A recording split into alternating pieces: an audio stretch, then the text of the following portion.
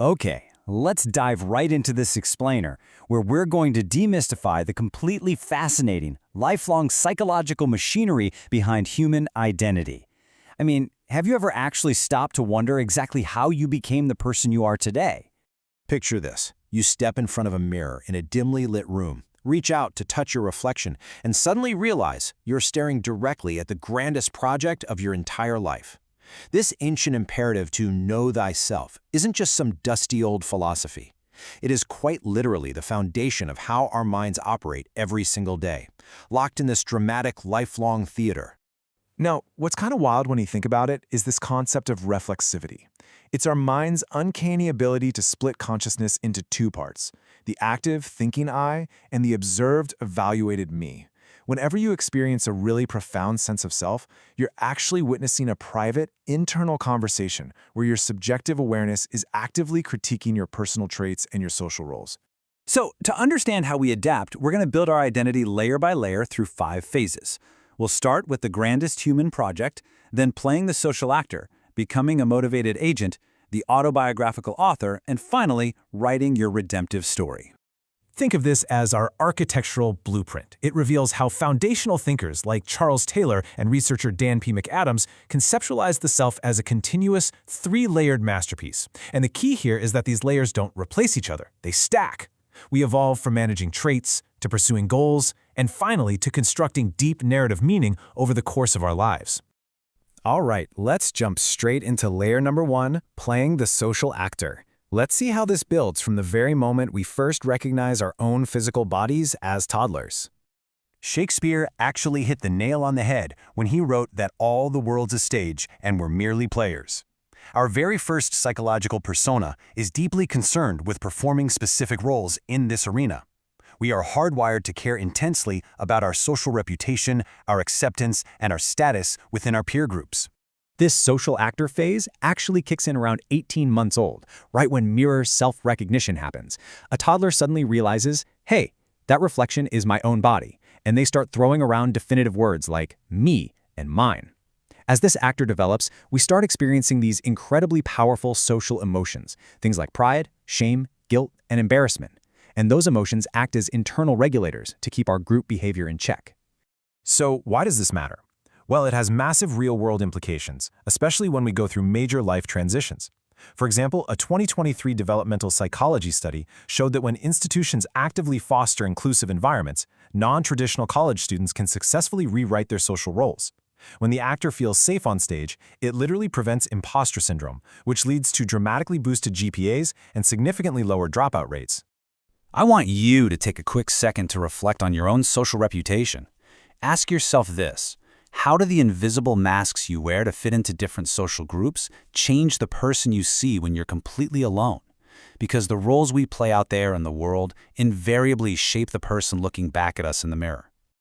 Moving on to layer 2, becoming a motivated agent. Building right on top of the actor, we introduce a purposeful force that looks ahead into the future. While the actor cares about the present performance, the agent is entirely focused on where we're going. We undergo this hugely empowering cognitive shift starting around age 4. That's when we acquire what's called a theory of mind, basically the realization that people's behavior is driven by their own internal beliefs and desires.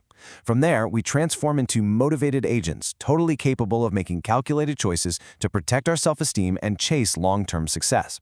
And by the time we hit adolescence, our biggest challenge becomes committing to a unified set of life goals and personal values. You can literally watch this 5 to 7 cognitive shift happening in real time.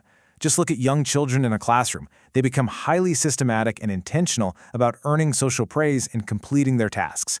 The motivated agent is actively coming online as they strive to achieve those specific goals. But here is the critical question: what happens when that forward momentum just completely stops? As Nietzsche famously said, "He who has a why to live for can bear almost any how." According to a 2020 Journal of Personality study, losing this agentic drive, losing your core why, is a fundamental feature of depressive disorders. It's also a primary cause of academic derailment for burnt-out college students. When we lose our sense of internal agency, we literally lose the ability to initiate goal-directed behaviors. So, as you think about your own motivated agency, especially during major life disruptions, like a sudden career change or a family crisis. Think critically about how you navigate that environmental chaos. When life derails your carefully planned goals, what core values keep you moving forward? Honestly, rebuilding micro-goals is often the absolute best way to restore that lost sense of control. All right, that brings us to the third and final layer, the autobiographical author. This emerges during late adolescence and continues to evolve throughout adulthood. This is where things get really sophisticated. By utilizing autobiographical reasoning, you become the active author of your own life. You start stringing together all these disconnected events into a meaningful, synchronized narrative that bridges your remembered past with your envisioned future. At this point, you're no longer just acting out a role or chasing a goal. You're deciding what the entire story actually means. Joan Didion said it beautifully. We tell ourselves stories in order to live, and this continuous storytelling is exactly what secures our temporal continuity. It ensures the person you were yesterday is logically connected to who you are becoming today. Without this ongoing narrative, our lives would just feel like a random sequence of disconnected, chaotic events. So I have to ask you right now, who is actually holding the pen in your life story? Are you just living out the cultural or familial scripts that were handed down to you? Or have you done the hard cognitive work to write your own true narrative? Which leads us perfectly into our final concept, writing your redemptive story. Let's look at how this psychological machinery becomes our absolute greatest tool for emotional resilience during chaotic life transitions. Check this out. A 2022 APA study proved a truly fascinating point. Repeatedly narrating your daily struggles actually eases psychological distress. By talking out their experiences, students actively reshape their me to fit their new realities. They are literally talking their new identity into existence, finding a way to integrate their past expertise with their current stressful environment.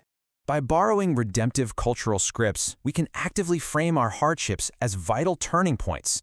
This creates a major psychological shock absorber against burnout.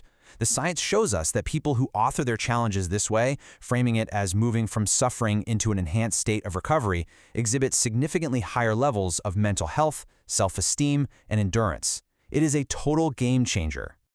I want to leave you with this final provocative thought about your grandest project. If you rewrote your own suffering into a story of recovery, who could you ultimately become? Remember, the self is not something ready-made. It's something in continuous formation. You are the actor, the agent, and the author. So take the pen and write a story worth living.